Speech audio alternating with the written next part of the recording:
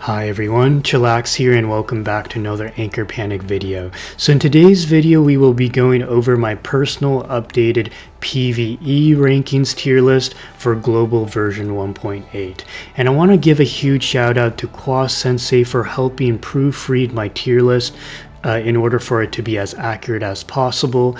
And I want to emphasize that this is my personal opinion. Even though I did rank 3 in the latest Entropy Cataclysm, it doesn't mean that I have all the answers. And do note also that there's a lot of variables in play, such as your amount of Stellaron investment in your heroes, what kind of model set builds you have on these operators, because there might be a lot of things that you or even I are not considering. So yeah, this is just basically a process with which we get closer to the truth, if you will. And it's fun. Tier lists are fun, so just treat it as such. So without further ado, let's begin. Now, PvE I would define as pretty much any game mode where a tenacity gauge is present. Tenacity gauge, for you new players out there, is basically an additional blue bar that appears directly above the HP bar, which is a bar that you need to break whenever you attack the enemies in order to do more damage to those enemies. And the most important PvE game modes, I would say, would be Entropy Cataclysm, not only because you need to create 5 teams of 5 operators, which is basically half the available operator roster in the game, you know, because you need 25 operators. But in this game mode, you get some of the most valuable rewards in the game, which in this case would be Stellaron Resonance Bottles, which is going to be the main source of bottles for the free-to-play player. Usually you would need to pay IRL money for, but Entropy Cataclysm gives you a very good source of resonance bottles if you don't want to spend IRL money. Okay, so let's go over how this is graded. So basically double S tier means that these are the cream of the crop operators, and every ranking below is basically comparing with the double S, if you will. And the SSR operators I have redefined to be A3 or higher. The reason I decided to upgrade this is because, first of all, even the free-to-play players are summoning strategically, usually basically skipping the lower tier operators and trying to get Ascension 3 of the better operators like Abyss Elysia, Frost Jade, that sort of thing. And so for this reason, I think that theoretically I could go A0, but practically I think A3 is just a more useful measurement, if you will. And then SR operators A6. Typically the difference between A3 and A6 for SR operators is just more consistency. For example, Antelope at A6 has a 100% chance to you know, proc the AoE shield at the start of battle. So I figured, you know, A3 SSR, A6 SR with their signature sigil or ideal SSR sigil makes a lot of sense. Basically, they should have the majority of their kit intact. Okay, and then yeah, that's pretty much it for the criteria. So let's begin. So anyone in the double S tier are pretty much mandatory if you want to score very high in Entropy Cataclysm. For instance, Abyss Elysia, a well-invested one, will score at least 50% more than any other DPS in the game.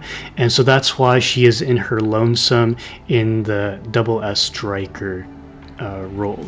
Now, breakers in PvE generally are above average because you need at least 1 to 2 breakers per team in order to reliably reduce the tenacity gauge of the enemy down to 0. And so even though Ling, Quasar, and not Quasar, Ling, Ifrit, and Newcastle are at the top, Rose and Core are like shortly behind them. They're almost double S's themselves. Heck, even Grenache to some extent is close to double S tier. It's just I can't lump them all in the very top row, so I had to make a distinction there. But yes, I would say breakers are especially important for PvE content, because if you're able to break the tenacity gauge from 100% to 0% every turn, that is going to dramatically increase your overall damage output, because you'll do extra damage to the enemy if their tenacity gauge is 0. Okay, so yeah, Ling, Newcastle, Ifrit, these are the premium breakers because they really enhance the overall damage output of your party. Now, it can be argued that Rose should also be in the double S tier, and in a lot of cases she should be, but Kwa and I, we kind of discussed that Ling kind of edges out Rose a little bit, simply because the physical element is not quite there yet in terms of being like a standalone archetype. Usually you need to splash physical operators with another element, like Quantum or Lightning. So for this reason, that is the reason why Rose is at the start of S tier instead of at the end of double S tier.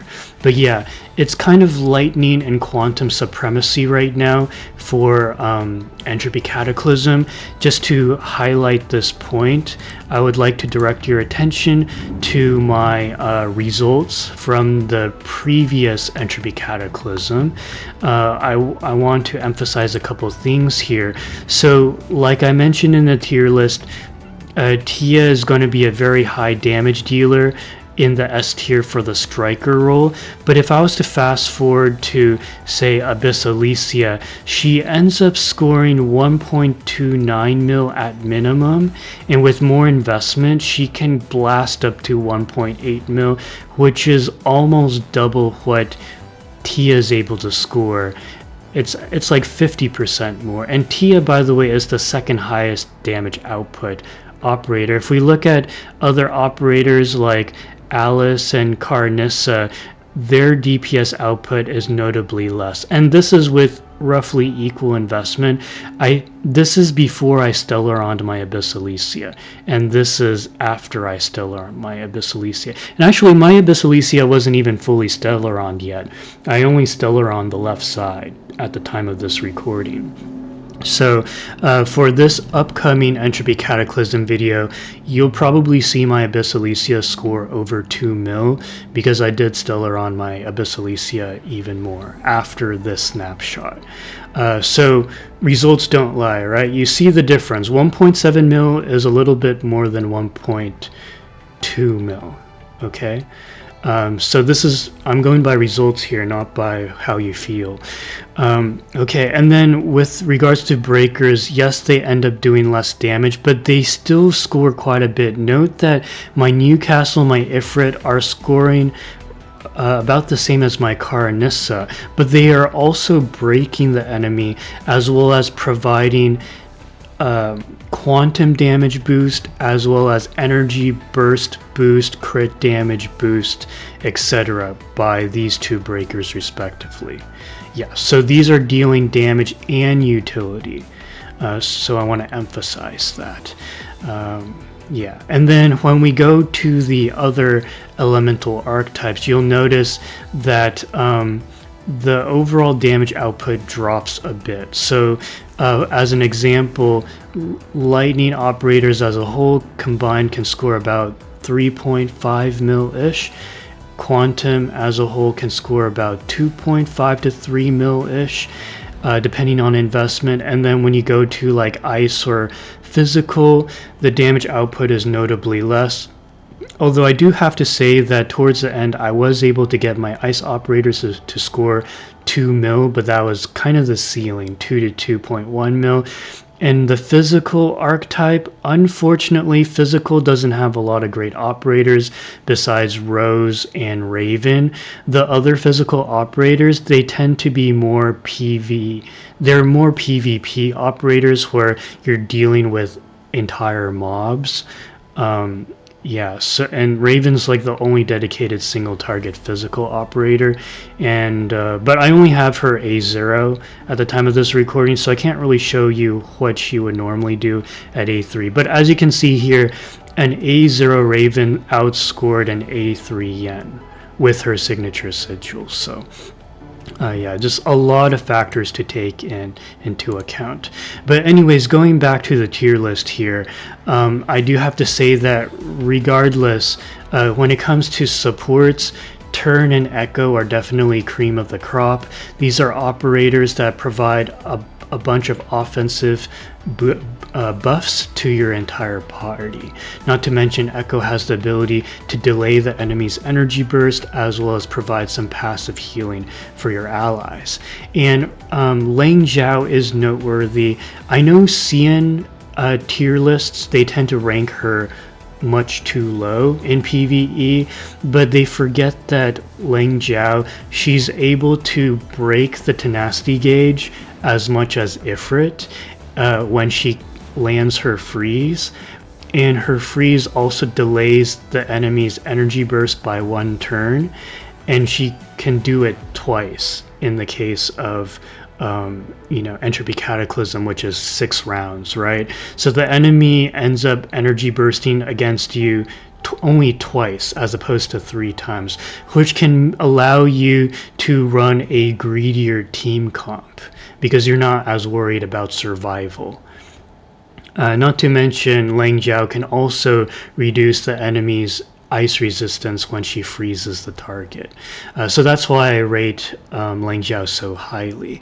And then Frost Jade, she's very important because she provides reliable heals. Her talent 2 provides an attack buff for your party, and she can revive up to 2 allies every 3 rounds.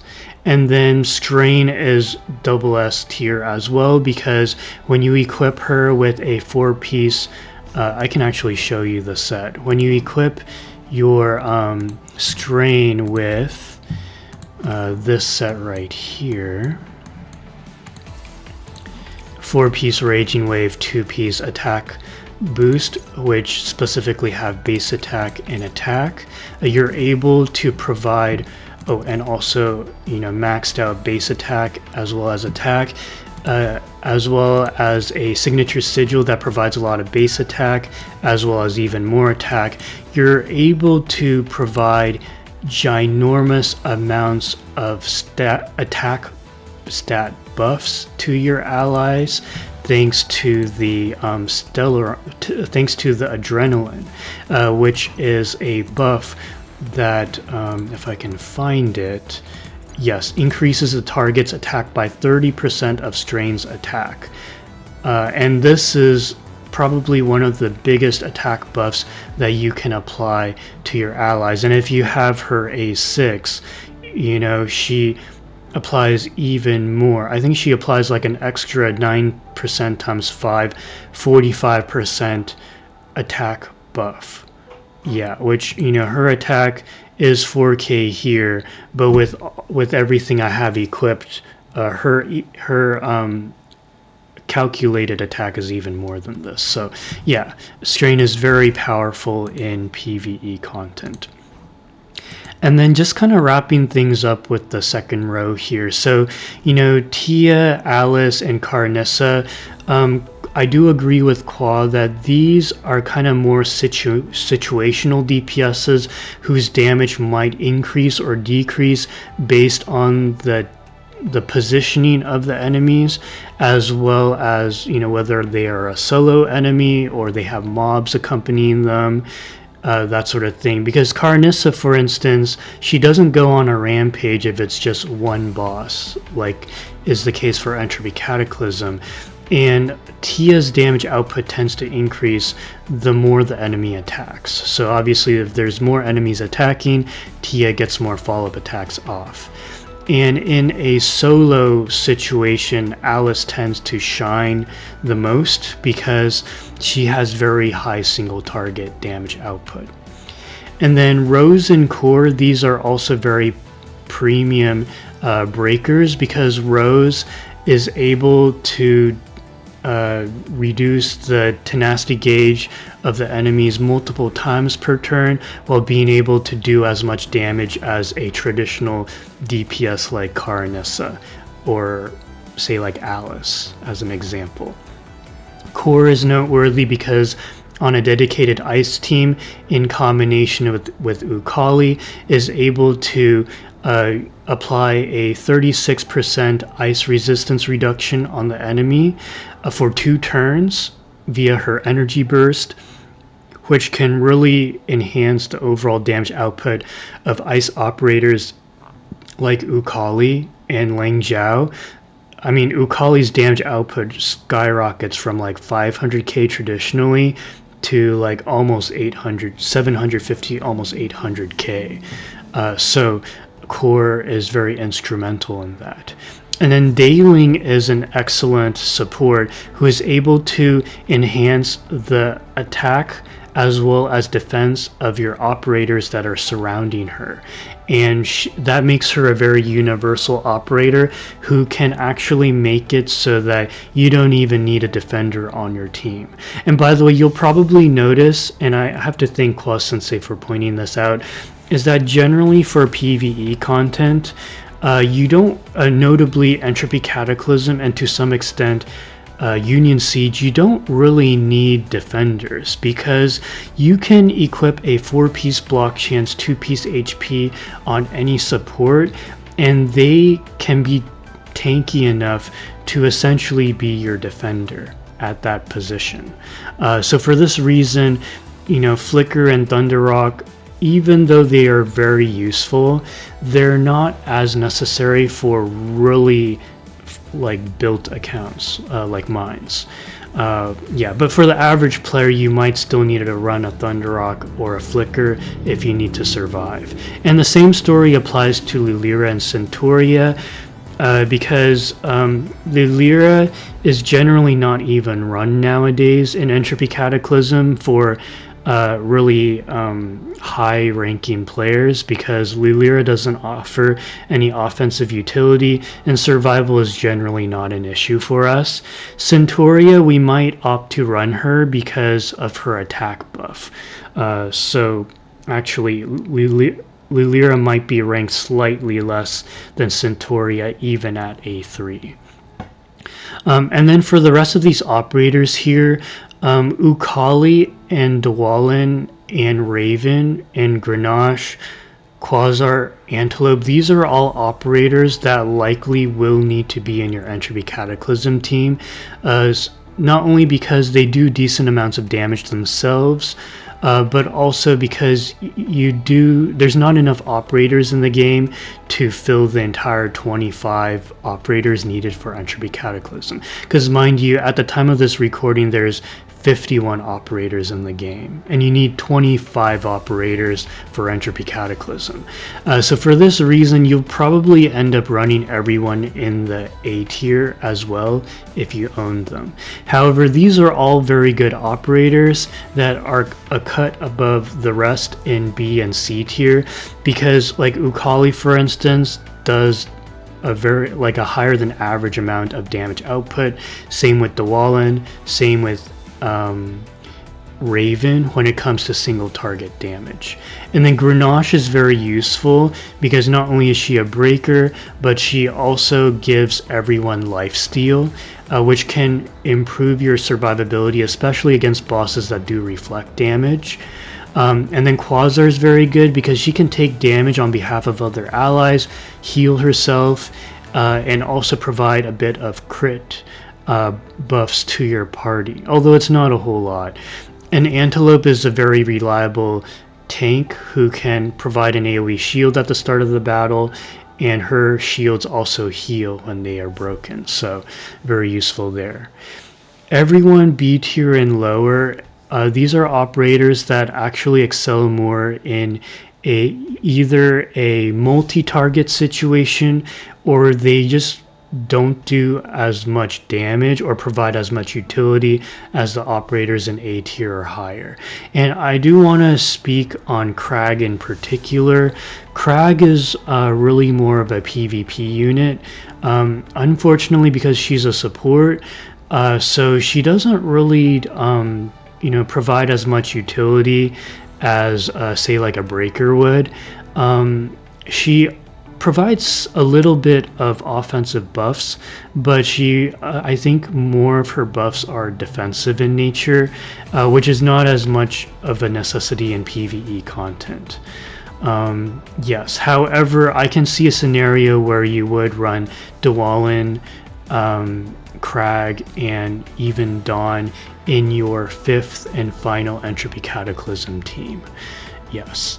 And then the C tier, these are operators that excel in multi-target situations, and in their best situation they deal less damage than the operators above, unfortunately. So yes, so that pretty much wraps it up for this video, guys. If you haven't already, don't forget to drop a like, comment, and subscribe, and I will catch you in the next video. Take care.